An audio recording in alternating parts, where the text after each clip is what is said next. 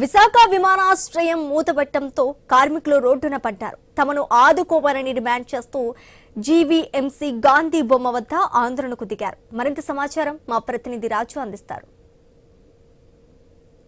విమానాశ్రయం మూసేసిన తర్వాత అక్కడ గత కొన్నాళ్ళుగా పనిచేస్తున్నటువంటి కార్మికుల పరిస్థితి దయనీయంగా ఉంది.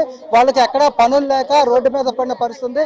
దీంతో మాకు న్యాయం చేయాలని చెప్పి కూడా డిమాండ్ చేస్తూ జీవీఎంసీ గాంధీ బొమ్మ దగ్గర అయితే ఆందోళన చేస్తున్నారు. దీనికి సంబంధించి పూర్తిగా తెలుసుకునే ప్రయత్నం చేద్దాం. చెప్పండి, ఈ రోజు ఏదైతే ఇప్పుడు మీరు చేస్తున్నటువంటి ఆందోళన ఉంది, దేనికోసం చేస్తున్నారు ఏంటి?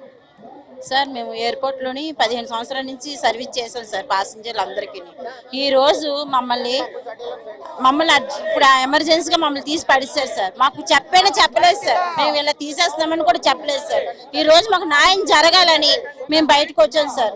ఈ రోజు మీరు ఇంతవరకు ఎక్కడ పని చేశారు? అంటే కాంట్రాక్టర్ దగ్గర, లేదంటే అవుట్ సోర్సింగ్ చేశారా? ఎక్కడ చేశారు? కాంట్రాక్టర్ ఎయిర్పోర్ట్ లో కాంట్రాక్టర్ పని చేసామండి. 20 సంవత్సరాలు పెట్టేస్తా ఉన్నామండి. మాకు ఇప్పుడు మొన్న 16 తారీఖు కోవిడ్ చేసి పైకి తోసినారండి.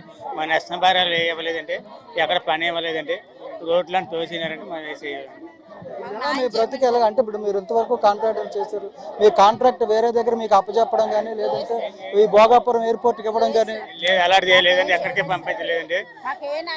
వాటిలో ఇస్తామంటారు, వాటిలో సగం మందికి ఇచ్చారు, సగం మందికి ఇవ్వలేదు. అది మాకు ఏకంటే ఇంకా ఎలాగెళ్తారని అడిగినారు. అలాంటిది ఇప్పుడు ఎవరు వెళ్ళలేదండి అని చెప్పారు.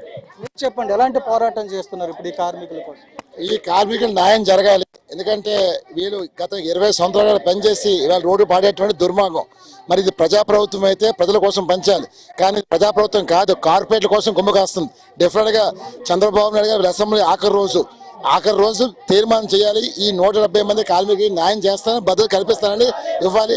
మీరు వీళ్ళకి భద్రత ఇవ్వనప్పుడు వీళ్ళకి చేసే సర్వీస్కి వాళ్ళకి ఎంతైతే వస్తుందో సెటిల్మెంట్ చేయమని చెప్పి డిమాండ్ చేస్తాం. అంతేగాని మాయమాటలు చెప్పొద్దని చెప్పి చంద్రబాబు మనం చేసుకుంటున్నాం.